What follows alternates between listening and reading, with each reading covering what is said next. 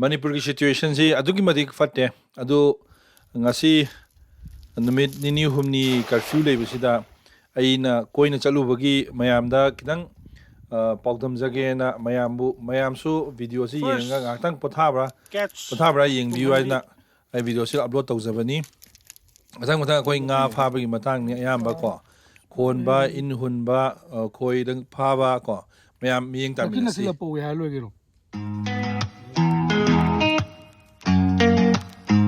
I don't got friends, I got family. At the end of the day, that's all. Bakha tarakpada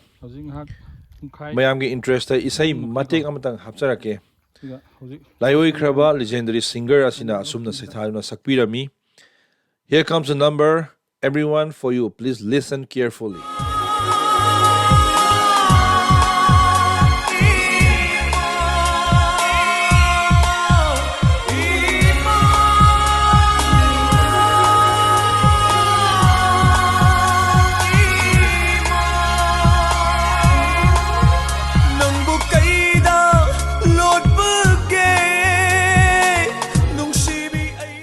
Mayam isai show dum nungayam gani khanjai video so dum nungayam gani khanjai aina ngasi numin ini humni koina chatuna lairu chatlaga khoi gi namjaru ba video clip macha sing do I mayam da ai uchabang amjare adu mayam any comment or any hiding ba haitare ko isagi manung da leiba hiding ba mod erega di makha gi comment box ta isinbirau ai adombu kimatik thagat chage aduga isu mata matang oiba ayona su motivate ojage ko mayam makha among matek kitanga koi yengminasi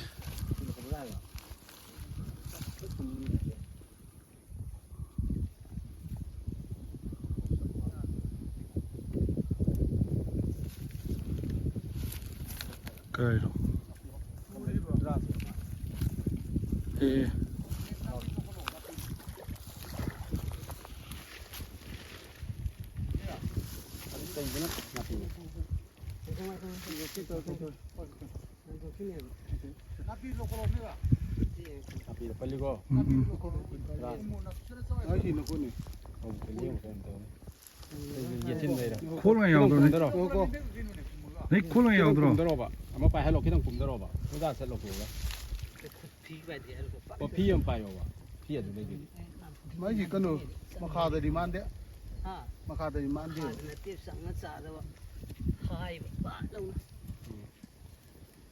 그토록 타모네 모자도 호롱게 되는데 피도 봐 고모 기다 난 동아리 뭐 때리 깐지 찍어 놓고 놓고 고모네 호 그이도 호일로 콜로 꿈먹으네 꿈먹어 피도 콜로 꿈물로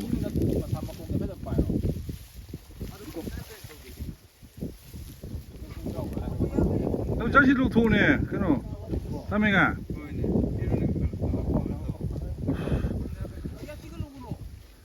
con parin the fiber ni keto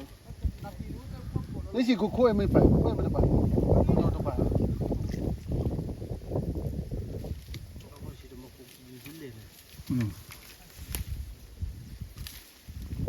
idu pa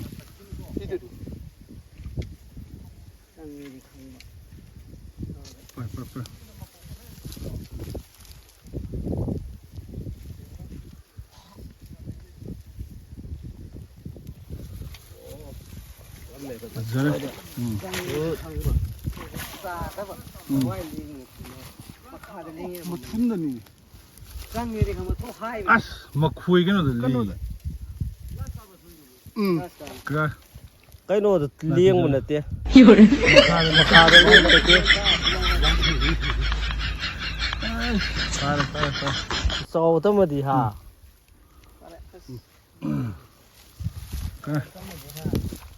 sâu tâm mà đi ang hapon 손나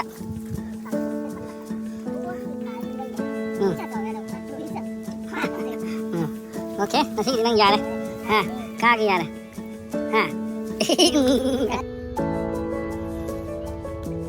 nupin khon bagi matang ning zik kan na koi inau sin khon phaba ꯉꯥ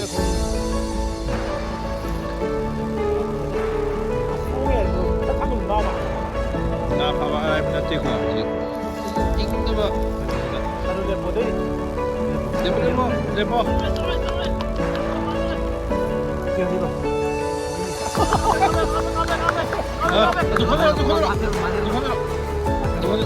ꯈꯣꯟꯅꯔꯣ ꯃꯊꯛꯇ ꯈꯣꯟꯅꯔꯣ ꯅꯪꯒꯤ ꯊꯥꯡꯒꯠꯈꯤꯅꯣ ꯌꯥꯎꯔꯦ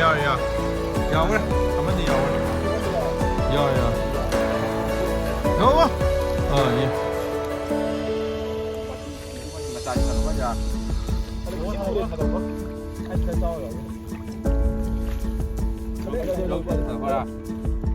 ngồi chả hâu thì không có chả được.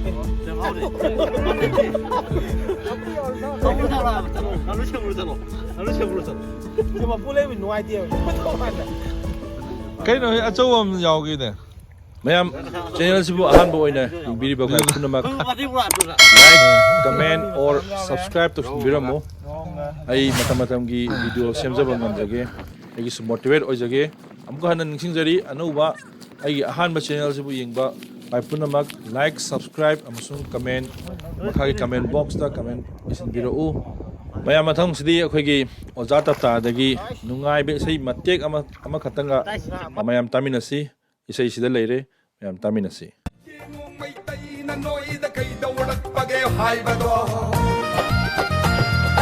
Manipurda phangliba hauge khudong chaba mafam ataida phangloi Sarakar achinadi hauge hekhona pada baitai phoduk ti loi re he Manipurda phangliba hauge khudong chaba mafam ataida phangloi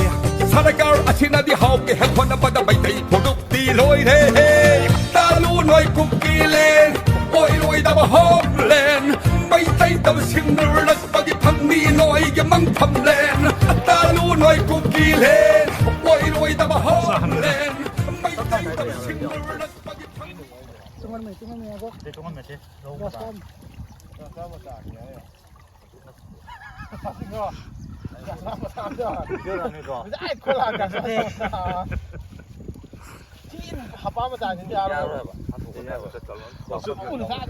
나와 아som 맞을래디 레로다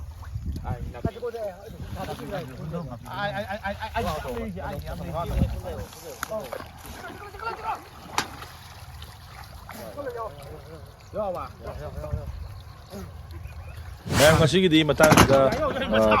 kare nawi atang injury ani comment nungai te aina singbudu mayam motu makhagi comment box ta comment isin birau subscribe to sindaba leiraga di subscribe to sindiramu ai ngasigi di kare nawi atang injury mathangi ai anouba episode ama puthokpa thu matamda ngambo ojage internet su matam khara hojik thingre adubu wana ai internet si mofam dagi tawga I thagat chabani mayam ngasigi di kai nawi athang nijeri everyone thank you everyone thank you goodbye sayonara imarebak na yai fere